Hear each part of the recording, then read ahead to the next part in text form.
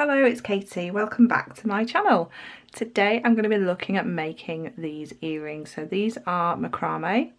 So what I've done is I've made the actual earring finding and I've made this macrame design over the front of it. So it gives you a nice long drop, but gives you something more interesting to look at than just a piece of wire. And then it's just got that little charm bead at the bottom. So we'll be making the earring findings. We'll be making the macrame fronts and we'll be making that little drop to go on the bottom.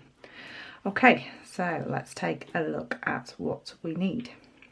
So the wire that we're going to be using is a 0.8mm wire, and you'll also need a 0.4mm wire to do your macrame and to wrap the wire with.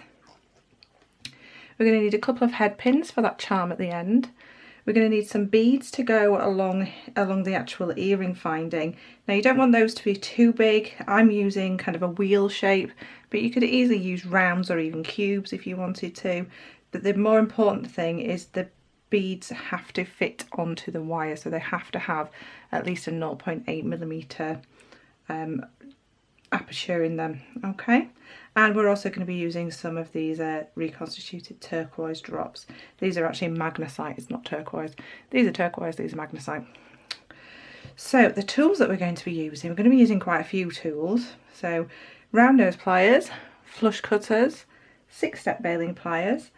These are not a necessity, but they might make life easier. I call them nom-noms, but they are wire forming pliers. We're also going to be using a couple of T-pins, so these are going to be to hold the earring while you macrame. So a nice sturdy pin to go into your mat. So the actual mat, the white base that we've got here, is part of the tools that we'll be using. So it's a kind of macrame mat, a spongy base. Also over here, I've got my steel block. So we'll be using a steel block, and I'm going to be using a rawhide hammer. So that's to work harden my metal and make it easier to work with. Okay, so there's quite a lot here, so I'm just going to move a few things out of the way and we'll get started. So I've pre-cut my wire, so these are around about 4 inches each. They are exactly the same length, so we make an identical pair. Both ends have been flush cut. When I say flush cut, it means that the end has been cut with a flush side of the pliers, so this side that way, and then I've turned it over and cut this side that way.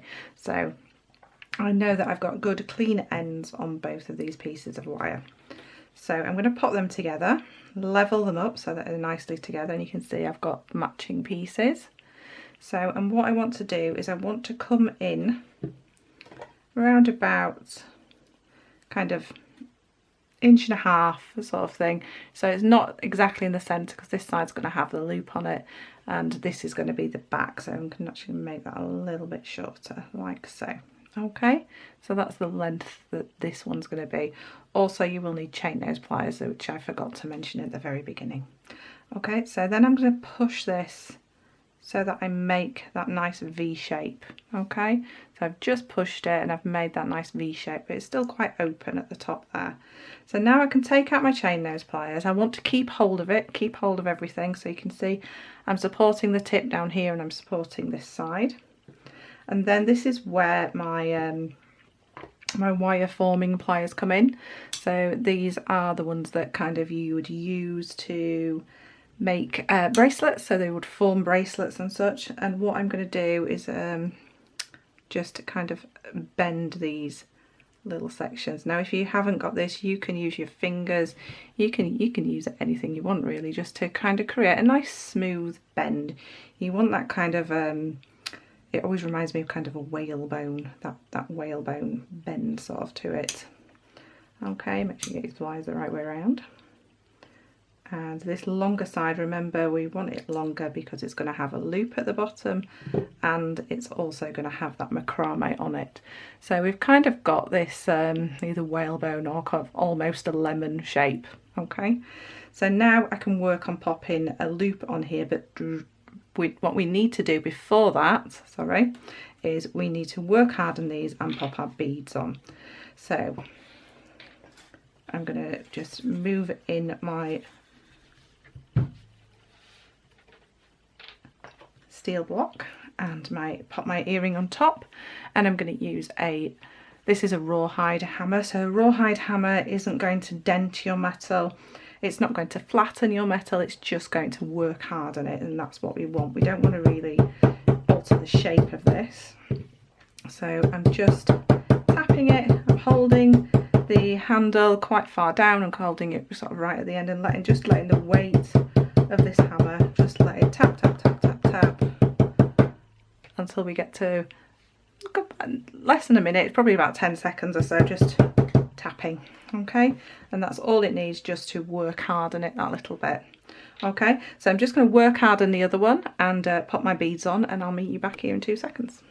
So both of my ear wires are now work hardened, and I've popped 5 of my beads on each. However many beads you use will depend on the size of beads and how much of the macrame you want. I generally go with an odd number just because it gives you a central point to work. Sort of the eye always goes to the central point, so I tend to use odd numbers, and I would imagine most people that make jewellery kind of go for the odd number. Okay, so I've popped my beads on, we're just going to ignore those for now, and what we want to do is make a loop down here. So just to make sure I cut these at the same length, I'm going to level them up from the bottom. So I've popped these together, leveled them up from the bottom, and I need to cut probably about, because I want it to be around about here. Okay, so I'm going to cut off, and make sure you're cutting the same amount of both. It's about 1 centimetre off both there for me, so that's the little piece I've cut off. Okay, now we're at a point where we can just make sure that these beads are not going to fall off. So using the smallest mandrel on your 6-step baling pliers, I'm going to get this right up so we can't feel anything on this side, because I don't want to have to chop anything off this like I would normally do if I made a loop. And I'm just going to encourage that to come around. Then I'm going to reposition my pliers and push that in just so that that meets the wire. So I've got a loop on there that just comes back and meets the wire. So I've turned it inwards towards the inside of the earring, and the same on the opposite side. So popping my pliers in as close to the very end as possible so that nothing is showing on this side, and again just pushing that around. Reposition your pliers, push around until you see it coming and joining the wire at this side. So we've got that full circle, and it's the exact same size as the other earring. So there we are, we've got ready, and we're in a position now to start our macrame. So I'm just going to move a few things out of the way once again, and we'll get ready to start macrame. So we're all ready to start our macrame. So what I've done is I've got one of my ear wires, and I've popped one of those T-pins in, so a nice strong pin into my mat through that loop. And if you've noticed, I've kind of turned it around so the ear wire is upside down to me, so the loop is furthest away, and we're going to be working towards myself. Now don't worry that we're going to be working kind of on the side, but don't worry, because your design will be able to twist and move around, so that is not a problem whatsoever. So now if we just worked with it like this, we would still have lots of movement this way and this way. So what I'm going to do is I'm going to pop another pin of just a little bit of tension and just pop a pin there. So now my ear wire is set, it's not going to move, and we should still be able to get our wire underneath. So all we're going to be doing is a square knot. So I've got about 40-50 centimetres. 40 is sufficient, but it does get quite short at the end, so go for 50 if you want to make life a little bit easier. We're totally ignoring this side of the ear wire, we're only working on this one. So I've popped my wire underneath. I'm going to find that middle point, so which is about here. Okay, and I'm going to make my first square knot.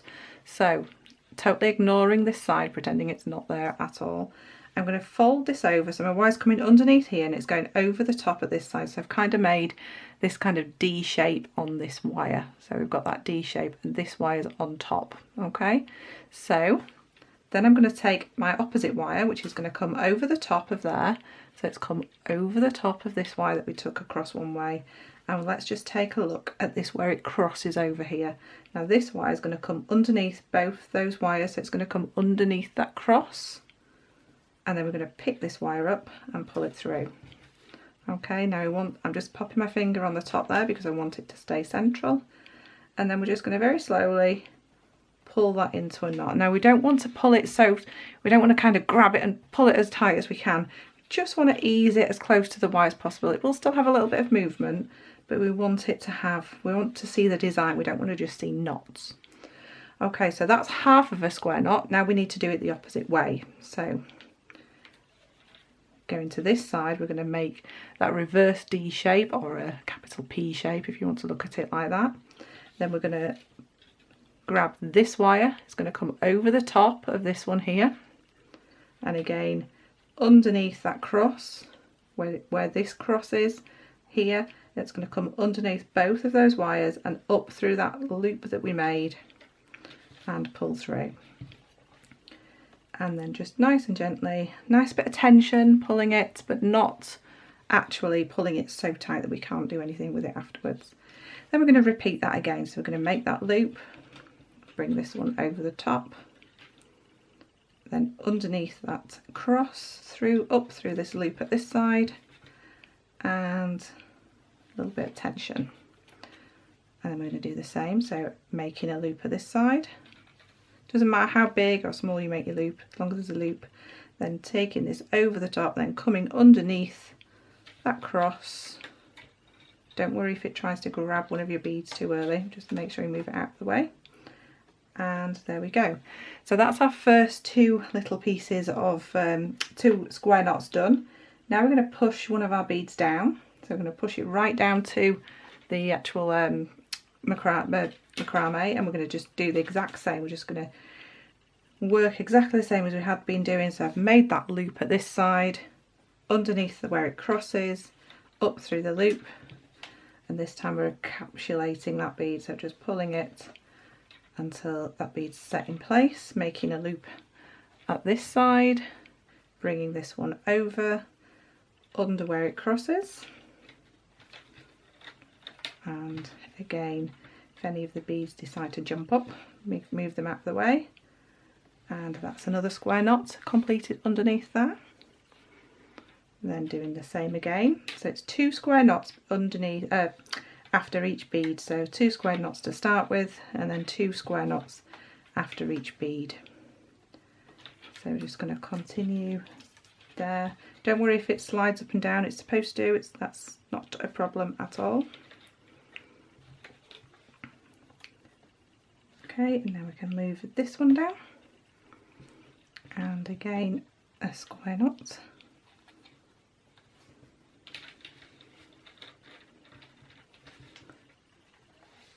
And again another one. So I love using macrame in jewellery, especially with wire. It's one of my favourite techniques. So hopefully I'll fetch you lots of other wire macrame pieces soon. I think it just gives you so much more texture than just kind of wrapping. Sometimes you can make beautiful designs, you can use multiple wires, it's amazing. So, but this is just a nice simple square knot and encapsulating them beads, and I think with them running down the front of that ear wire, it just gives it a really beautiful design element. And you can see it's capturing these lovely. You can play around with the contrast of the wire and the colour of the beads that you're using. So just keeping on going. I'll get to the end of this one and show you how to finish it, and then I'll quickly do the opposite one.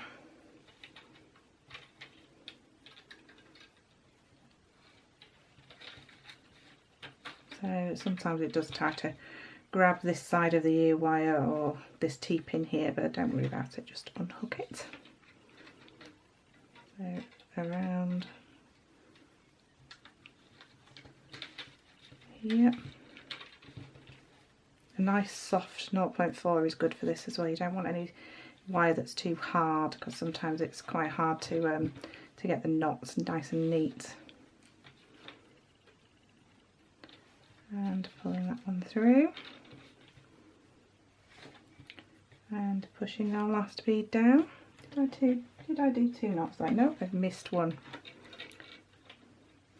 So the way to see if you have not completed a knot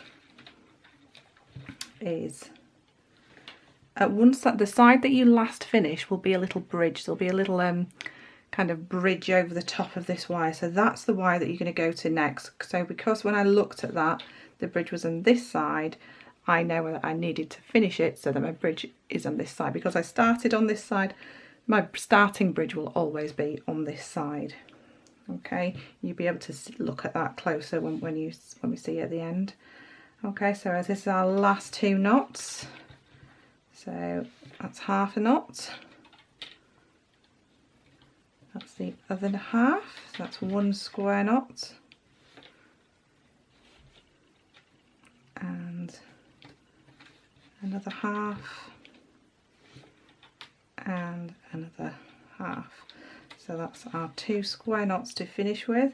Now you don't want to go too high here. You'll probably be able to fit 1 more of these ones on if you wanted to, but you've got to remember your earlobe is going to sit in this part here as well, so just be mindful of that. Yeah, you may think it's going to look amazing if you go right up to the top, but then it's not going to sit very nice right next to your earlobe.